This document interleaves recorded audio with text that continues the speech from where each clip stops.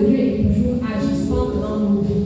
Jésus-Christ est toujours fidèle pour nous. Alors nous allons nous rendre grâce pour toutes ces choses et nous voyons la bénédiction de ton Dieu. Notre Père, nous te bénissons ce matin, nous te rendons la gloire. Nous reconnaissons ta grâce dans nos vies, Seigneur. Nous pouvons voir, éternel mon Dieu, mon roi, à l'œil nu, ce que tu fais dans nos vies, ce que tu fais dans nos maisons, dans nos familles, Seigneur. C'est pourquoi ce matin, oh Dieu, dès qu'on est accord, nous élevons nos voix vers toi pour te rendre grâce, Seigneur, pour t'élever, t'honorer. Nous te sommes infiniment reconnaissants pour tout ce que tu fais pour nous, Seigneur. Sois élevé, oh Dieu, sois loué, sois glorifié au nom puissant de Jésus. Alléluia. On acclame le Seigneur de la paix.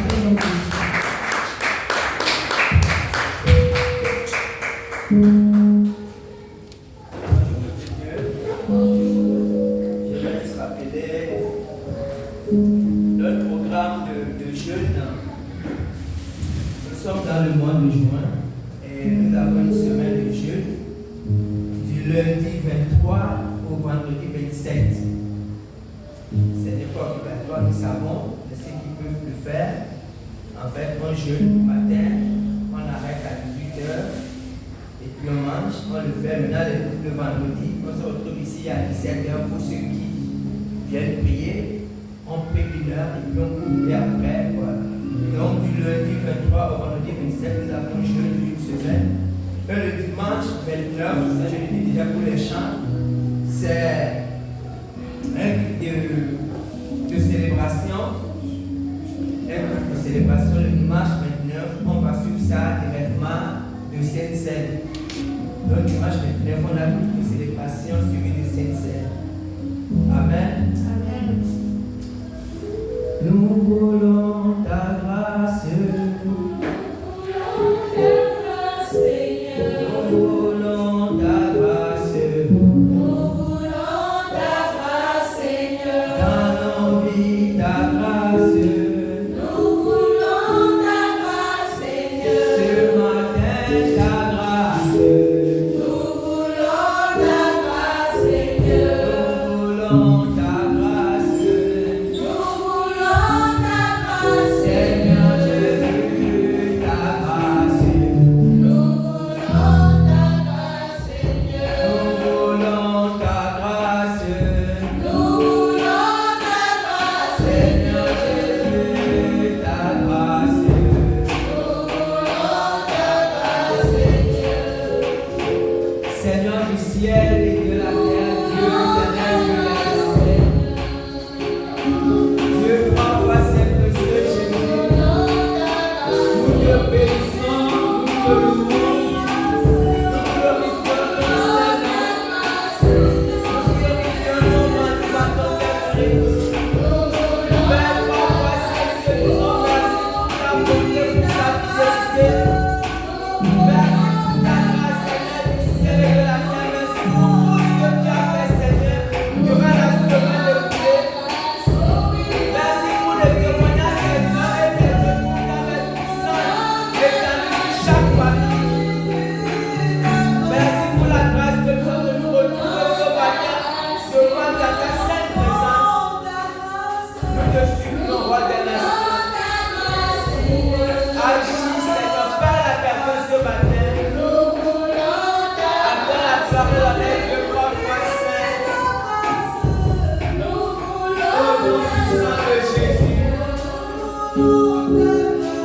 Amen.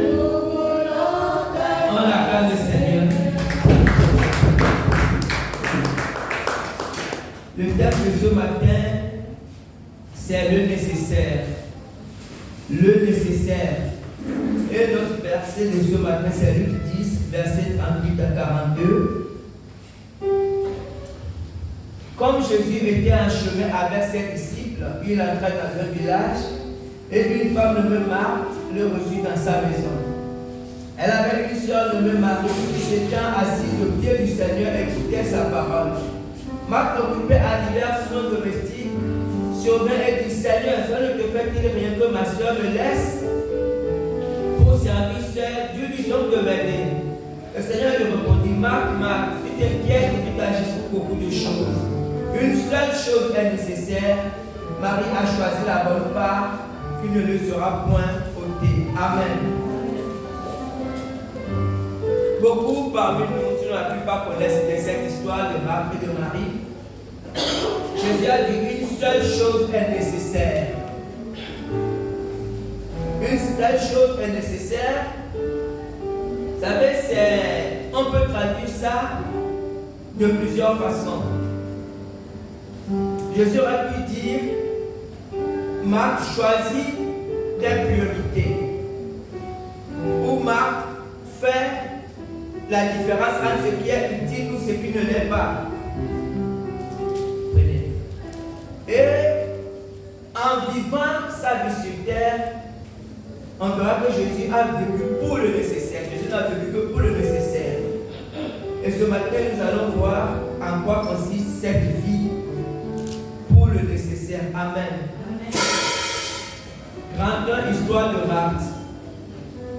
L'histoire de Marthe. Vous savez, la Bible a pris le temps, le soin de raconter cette histoire afin qu'on voit le contexte. Dans ce contexte, Marthe était hôtesse responsable d'une maison et elle reçoit un autre de Marc. Elle, nous savons quand on reçoit quelqu'un, à plus forte raison quelqu'un d'important, il est tout à fait normal de s'occuper de cette personne. Et ici, c'est ce que Marc était en train de faire. Elle s'occupait de Jésus. Et que nous serions à sa place, nous ferions la même chose. Jésus était quelqu'un de très important pour elle et elle s'occupait de Jésus. Mais le problème, c'est que ici, à un moment, comme elle voyait que sa soeur a fait la laissée, se débrouiller seule, elle est partie se plaindre auprès de Jésus, justement. Donc, Marthe était sûre de faire ce qui est bien. Et en réalité, pour beaucoup d'entre nous, elle faisait ce qui est bien. Sauf que Jésus, lui, n'était pas d'accord avec elle. Verset 39, comprenez. La Bible dit, elle avait une seule nommée Marie qui s'était assise auprès du Seigneur et écoutait sa parole. Et je pense que c'est là où la chose devient difficile. Parce que, vous voyez, Emma faisait des reproches à Marie. Elle le faisait à raison. Vous savez, au-delà, dans cette histoire, Jésus, au-delà de Marthe et de Marie, qui ont toutes les deux raisons, vous allez comprendre pourquoi, Jésus, en fait voir deux églises. Ici, je parle vraiment d'église des gens nés de nouveau. Ici, Jésus parle de personnes nées de nouveau, de chrétiens. Et Jésus montre qu'en fait, il y a deux catégories de chrétiens. Vous connaissez. Il y a la catégorie de Marie qui met en priorité le nécessaire et la catégorie de Marthe qui s'occupe de beaucoup de choses. Vous comprenez? Parce qu'en fait, Marthe n'était pas, elle ne faisait pas mal en réalité. Honnêtement, elle faisait une très bonne chose. En étant chrétien, on peut faire beaucoup de bonnes choses. Beaucoup de choses formidables. Beaucoup de choses extraordinaires sans faire ce que Dieu veut à un moment donné. C'était le problème ici. Jésus est venu chez ses femmes. Une était occupée à s'occuper de Jésus, ce qui est tout à fait normal. Et l'autre, que nous tous on dirait qu'elle n'avait pas le droit de faire ça, elle partit seulement s'asseoir à écouter les enseignements de Jésus.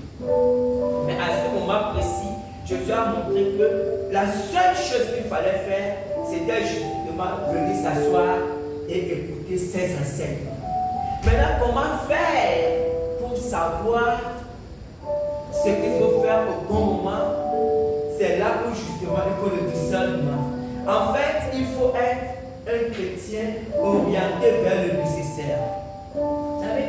Et ici, quand on voit l'attitude de Marthe, on voit, même dans la vie courante, il y a ce conflit entre les chrétiens spirituels et les chrétiens moins spirituels. Je ne veux pas de charlatans, mais c'est deux types de chrétiens.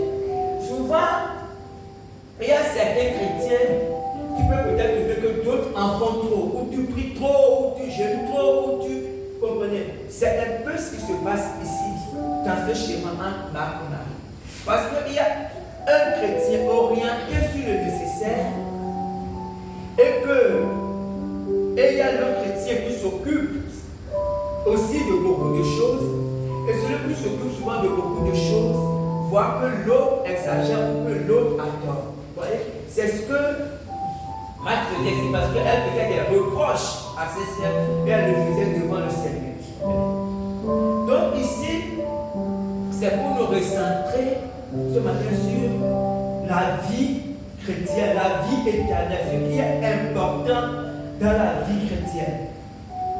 Parce que, vous savez, lorsqu'on devient chrétien, c'est vrai qu'on a besoin de grâce, de beaucoup de choses, mais on devient d'abord chrétien pour Dieu. Il y a quelque chose qui est nécessaire, qui est essentiel, c'est pour la vie éternelle, c'est pour aller au ciel.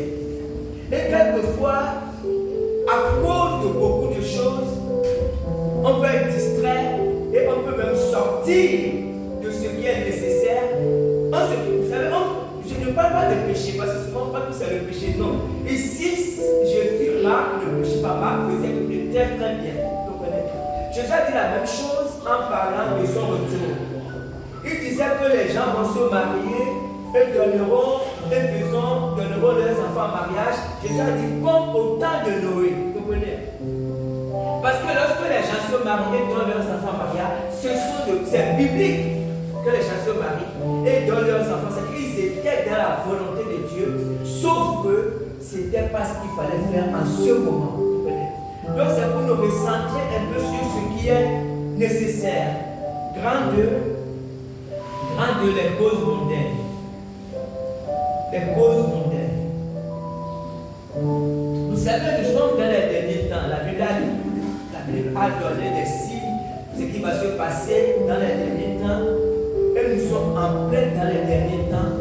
Parce que si vous êtes un peu sensible, vous verrez que les esprits méchants sont en plein régime. Ils travaillent. Le monde entier est en conflit. Vous verrez que le monde entier est en conflit. Il y a des problèmes partout. Dans la vie des chrétiens aussi, il y a des problèmes, beaucoup de problèmes. Et il y a deux événements, deux situations tragiques qui ont attiré mon attention cette semaine. Le premier, c'était en France.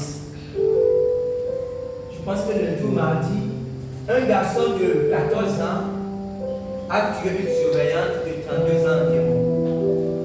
Elle a poignardé la surveillante à plusieurs reprises. Ça, c'était l'événement. Mais ce n'était pas ce qui était choquant. Ce qui est choquant, c'est quand l'enfant de 14 ans, quand la police l'a interrogé, il a dit non. Parce qu'on se disait qu'il est malade. Il a une mauvaise folie. Il a une maladie. C'est un enfant qui a fait bien. On se disait qu'il était accro aux jeux. Non, pas du tout. Il a dit que bon, de temps en temps, il suit les jeux vidéo un peu violents, mais n'est pas accro. Et le garçon dit qu'en prenant son petit déjeuner ce matin-là, il a pris le plus gros couteau de cuisine de ses parents parce qu'il voulait faire le plus de dégâts possible. Exactement ça. Il est parti à l'école, il a pris un gros couteau parce qu'il voulait aller faire le plus de dégâts possible. Donc en fait, la surveillance c'était à ce qu'il voulait aller faire des dégâts à l'école, tuer les gens à l'école. Et comme la police aussi était venue pour faire des contrôles, la surveillance était là, donc c'était la première personne. Il est parti la tuer juste comme ça. Parce que quand c'est arrivé, vous savez, en France, c'est pas comme ici. Les politiques étaient debout, ils voulaient voir qui a tort. Les gens disaient qu'il faut renforcer les choses, il faut interdire les couteaux aux enfants. Donc, ils essaient de voir comment ils peuvent faire pour aider ça. Mais quand ils ont écouté l'enfant parler, ils ont dit non, que même si c'est interdit, l'enfant m'a dit que même si les enfants ne parlent pas, il a pris ça à la cuisine. Il a pris le couteau le plus grand pour aller, et passer comme pour aller tuer les gens. Tout simplement. Comprenez? Ça, là, on peut tout dire, c'est un enfant qui est possédé par un esprit méchant. Et il le dit comme ça. Seconde chose qu'il nous a choqué, c'est l'accident qui est arrivé à ce Boeing indien. Un avion qui s'est craché avec plus de 200 personnes, environ 307 personnes, vous comprenez? Et quand des choses comme ça arrivent, plusieurs personnes en fait, s'ils ne sont pas nés de nouveau, vont en enfer. Parce que c'est de ça qu'il s'agit. Vous savez, que les gens meurent, en réalité, ce n'est pas vraiment un problème pour le ciel. Le problème, c'est que les gens meurent et se retrouvent en enfer. Et il y a beaucoup d'événements qui font que ces temps-ci, des gens meurent beaucoup. Et la deuxième chose qui se passe dans le monde, c'est l'injustice. Nous vivons une époque où il y a beaucoup d'injustice. Et ces injustices font en sorte que même en tant que chrétien, quelquefois on est interpellé, on est révolté, on est peut-être en colère à cause de tout ce qu'il y a comme injustice. Vous voyez? Et quand il y a de telles situations, souvent le chrétien ne sait plus trop quoi faire parce que peut-être que le chrétien, il y a des chrétiens des fois qui rentrent dans les associations, certains qui font la politique, peut-être que c'est d'arranger les choses. Mais le problème c'est que la Bible définit un périmètre, un cadre. La Bible limite le cadre d'action du chrétien. La Bible ne permet pas que le chrétien fasse certaines choses. Dans Matthieu 5, versets 13 à 14, comme je vais dire, vous êtes le sel de la terre, mais si même si le sel perd sa saveur, avec quoi la vendra-t-on? Et ne sait plus qu'être jeté dehors et foulé au pied par les hommes. Vous êtes la lumière du monde, une studio sur le montagne ne peut être cachée. Vous voyez, Dieu, Jésus a dit que nous sommes le sel et la lumière. Le sel, c'est pour rendre la vie des gens meilleure. Le sel arrête la corruption, le sel joue beaucoup de choses. Et la lumière éclaire les gens. Donc la Bible définit ces deux rôles dans la vie du chrétien. Même ces deux rôles sont encadrés. C'est-à-dire que le chrétien ne peut pas faire n'importe quoi. Le chrétien doit prier. Nous devons prendre la Bible de prière, 1 Timothée. J'exhorte donc, avant toute chose, de faire des prières, des supplications, des rivières, des actions de grâce pour tous les hommes, pour les rois, tous ceux qui sont élevés en dignité, tout ça. Donc la première chose que Dieu impose, c'est que les chrétiens doivent prier. C'est quand les situations, les chrétiens doivent beaucoup prier. Parce que quand on ne prie pas, nous laissons en fait le champ libre aux esprits méchants pour agir. Donc la première chose, c'est que des fois, c'est vrai, des fois nous sommes fâchés, révoltés. Mais quels que soient les sentiments que nous avons, Dieu veut que nous prions. C'est la première chose. La deuxième chose que la Bible demande aux chrétiens, c'est exercer l'hospitalité. Hébreux 12, verset 3. N'oubliez pas l'hospitalité car en les exerçant, ils auront logé des anges sans le savoir. Et 1 Pierre 4 donc dit exercer l'hospitalité les uns envers les autres sans murmurer. C'est que la deuxième chose, Dieu veut que l'hospitalité, ce n'est pas seulement avoir les gens dans sa maison. C'est tout ce qui peut aider quelqu'un, tout ce qui peut apporter une aide à quelqu'un. Dieu veut, parce que, vous savez, les gens sont, le monde est difficile, les gens sont dans des situations difficiles, les gens traversent des épreuves. Donc, Dieu veut que le chrétien soit à côté des gens pour les aider. Si tu peux donner à manger, tu donnes de l'argent, tu donnes, si tu peux, pas en faisant la publicité, parce que pas pouvoir préserver la caméra, mais tu fais des choses au nom de Dieu. Mais, de nos jours, comme je disais tantôt, le chrétien, à cause de tous ces malheurs-là, il y a là qui s'engagent à certaines choses. Associations, il y a beaucoup d'associations extraordinaires qui font beaucoup de bonnes choses. Et c'est bien si le chrétien est dans une association qui aide les gens sans en faire la publicité, quand l'esprit exerce l'hospitalité, c'est une bonne chose. Même si les chrétiens dans une association ou politique, ou qui essaie de sauver le monde, là, ce n'est plus la responsabilité du chrétien. Parce que demande aux chrétiens, et on va comprendre tout à l'heure, c'est de gagner les âmes. Vous savez, Dieu n'a pas pour projet d'arranger le monde. On va comprendre tout à l'heure. Le projet de Dieu, ce n'est pas de rendre le monde meilleur parce qu'en fait, le monde ne veut pas être meilleur. La Bible dit clairement que Dieu a déjà dit comment les choses iront. Jésus a dit qu'il y aura des guerres, il y aura des familles, il y aura des catastrophes. Donc en fait, Dieu sait comment le monde ira. Ce n'est pas ce que Dieu veut, mais ça va être comme ça. Donc Dieu n'a pas pour projet de sauver le monde. Regardez un peu l'exemple de Jésus pour comprendre. C'est très important. Vous savez, quand Jésus est venu sur terre, quand Jésus est né en pleine domination romaine.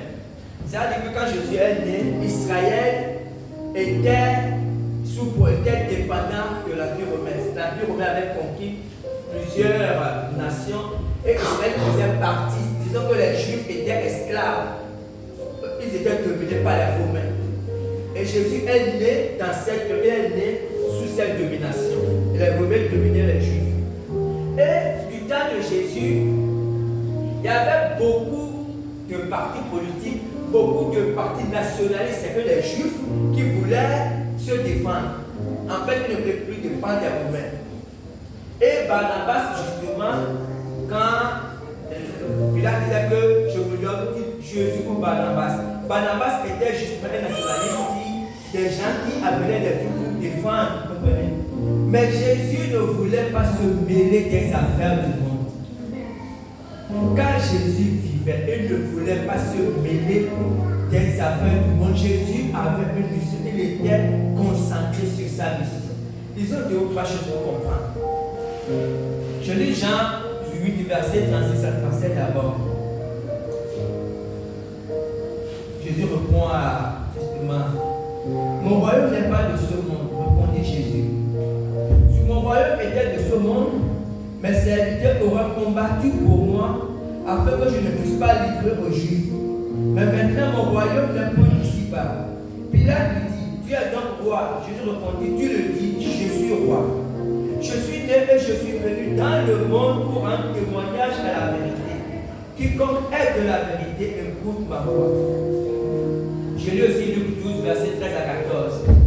Quelqu'un dit à Jésus, au milieu de la foule, Maître, dis à mon frère de partager avec moi mon héritage.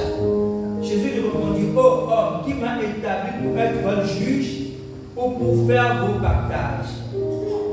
Je lui mets un dernier verset, après je vais expliquer tout. Jean 6, verset 14 et 15. Ces gens ayant vu le miracle que Jésus avait fait, disaient, celui-ci est vraiment le prophète qui doit venir dans le monde. Et Jésus, sachant qu'il allait venir l'enlever pour le faire voir, se retira de nouveau sur la montagne lui seul. Amen. Vous voyez, Jésus a vécu comme un homme naturel. Et je pense que c'est l'exemple suprême en ce qui concerne le comportement chrétien. Jésus a vécu dans un gouvernement d'oppression, que c'était le gouvernement romain. Et Jésus n'était pas d'accord avec ce gouvernement. Parce que si vous lisez l'histoire de l'impôt, lorsque les Romains ont demandé à Jésus de payer l'impôt, Jésus a parlé, il a demandé à Pierre, est-ce que je dois payer? Il a dit non, après Jésus ne devait pas payer l'impôt.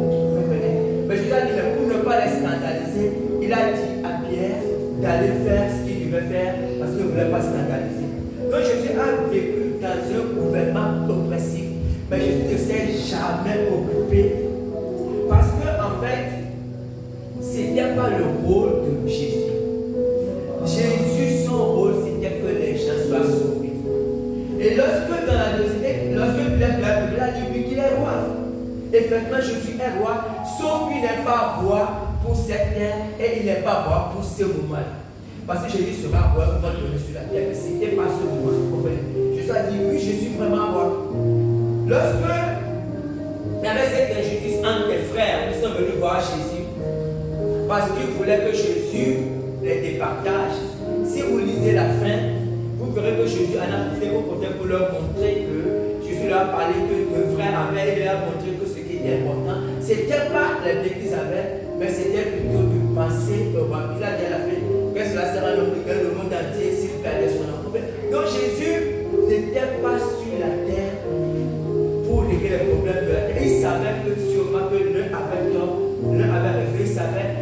ramenait ses deux frères à comprendre ce qui était important. Ce n'était pas de discuter les biens de la terre, c'était plutôt d'avoir les regards sur la vie d'après. Et à un moment donné, quand Jésus faisait beaucoup de miracles, on l'avait dit, les gens, parce que les Juifs, j'ai dit, avaient besoin d'un roi. Ils avaient besoin d'un roi comme David, un roi fort qui viendrait renverser les Romains. Et ils voulaient venir prendre Jésus pour le faire. Moi, Jésus a dit ça, Jésus s'est expulsé parce que il n'est pas venu pour ça.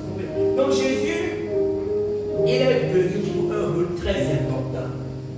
Ce n'est pas que Dieu ne veut pas s'occuper du monde. Vous comprenez? Le monde est très important pour Dieu. Je dirais même que les hommes sont hyper importants pour Dieu. C'est pour ça que Dieu a envoyé Jésus. Mais pas pour faire ce que les hommes veulent qu'il fasse. Jésus est venu dans un autre but. C'est pour le ciel. Et on va terminer grand 3, un monde condamné. Un monde condamné.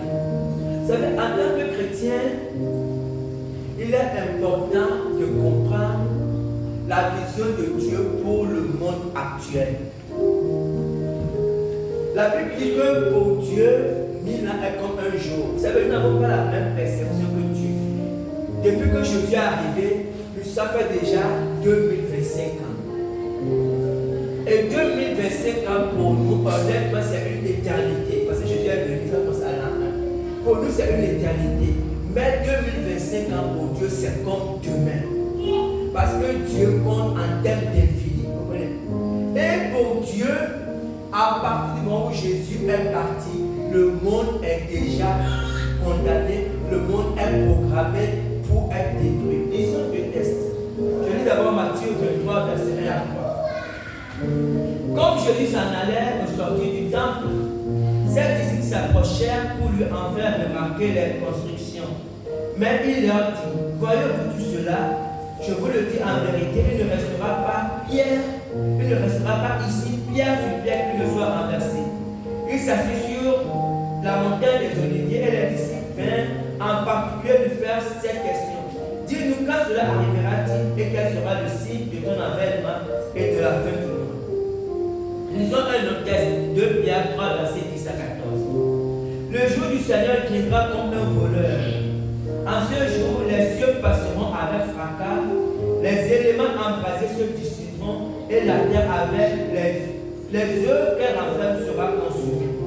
Puisque donc toutes ces choses doivent se dissoudre, quelle ne doit pas être la sainteté de votre conduite et votre piété, tandis que vous attendez et hâtez l'avènement du jour de Dieu, à cause duquel les cieux enflammés se dissoudront et les éléments embrasés se fondront. Mais nous attendons selon sa promesse de nouveaux cieux et une nouvelle terre où la justice habitera. C'est pourquoi, bien-aimés, en attendant ces choses, afin que vous êtes trouvés par lui sans tâche et irrépréhensible dans la paix. Amen. Oui. Là, nous avons lu deux textes. Vous comprenez bien. Vous allez comprendre pourquoi plus haut, Jésus disait à Marthe, une seule chose est nécessaire. Vous comprenez?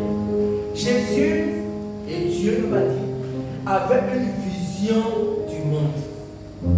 Et dans la vision de Dieu, le monde, cette terre est terminée en fait. La solution ou l'issue de cette terre, c'est des choses qui vont disparaître. Et ici, vous voyez, Jésus était dans ce sens, on va dire quoi, un véritable rabat-joie. Parce que les disciples, c'était un temple magnifique, le temple de Salomon qui a été reconstruit. Et les disciples, la Bible dit, les disciples voulaient montrer à Jésus comment le temple est magnifique, un beau temple, vous comprenez?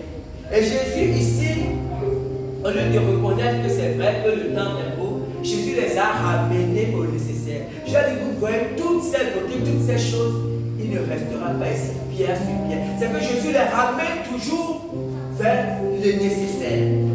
Jésus va dire que ok, vous avez raison, mais à chaque fois que Jésus avait l'occasion, il ramenait toujours vers ce qui était bon. Parce que Jésus avait cette vision importante que tout va partir, tout passera. Et ici, c'est la même chose que Pierre dit. Vous comprenez? Pierre dit, mais puisque, il dit, le jour du Seigneur, elle va venir avec fracas. Et il dit, mais puisque toutes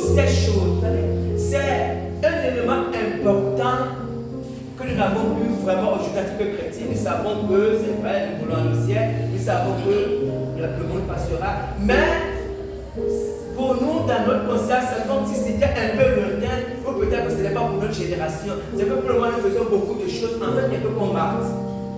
Mais pour Jésus, c'est quelque chose de très important. En fait, ce qu'il voulait dire à Marthe, c'est que dans tout ce qu'elle faisait, elle devait toujours avoir le regard sur le nécessaire. Ce qui est nécessaire pour Dieu, vous savez, ce n'est pas sauver. Je disais même qu'en fait, ce n'est pas que les hommes soient en bonne santé.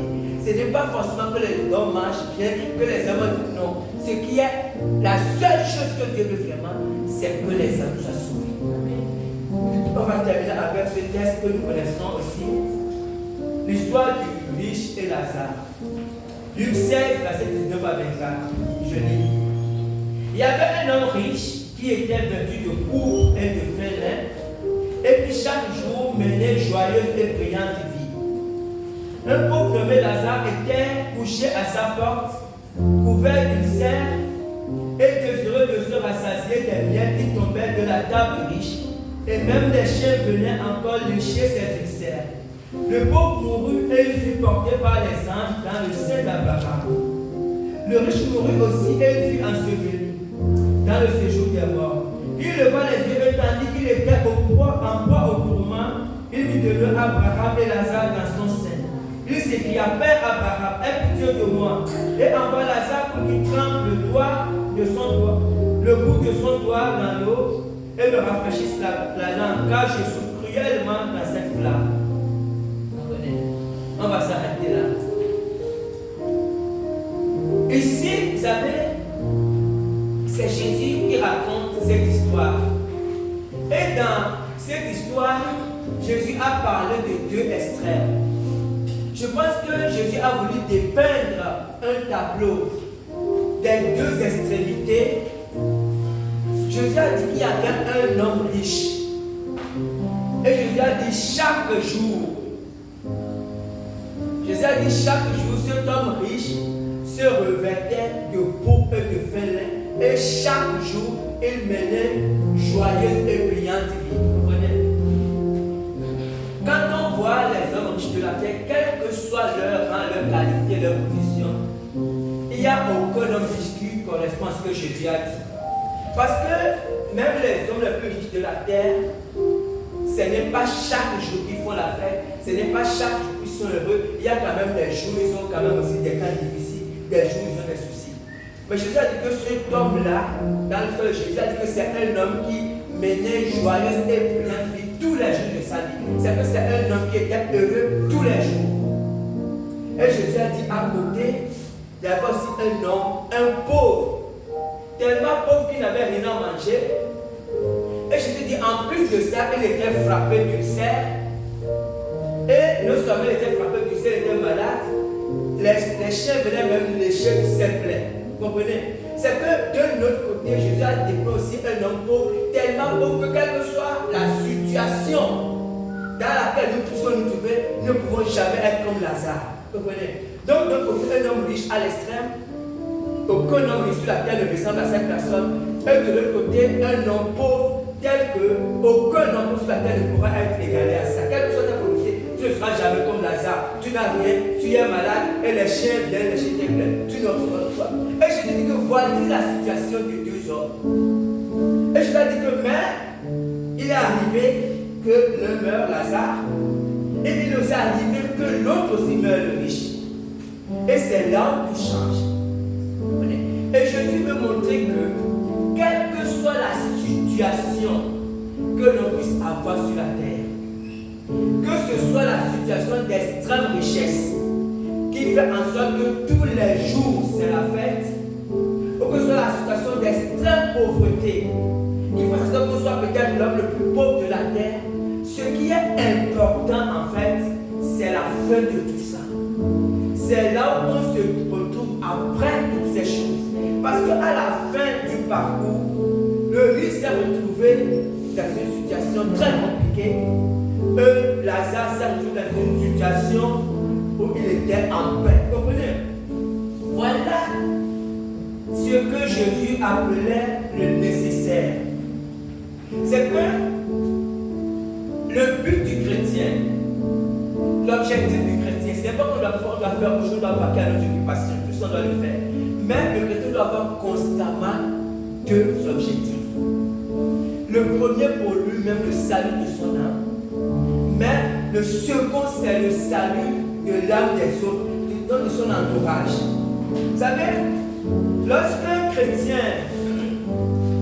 a ses objectifs de salut de l'âme, d'abord le salut de son âme et le salut de l'âme des autres, ça le contraint à avoir le regard sur le nécessaire. C'est quand il y a une situation, quelle que soit la situation, le chrétien voit le nécessaire. Amen. Et que Dieu bénisse sa parole.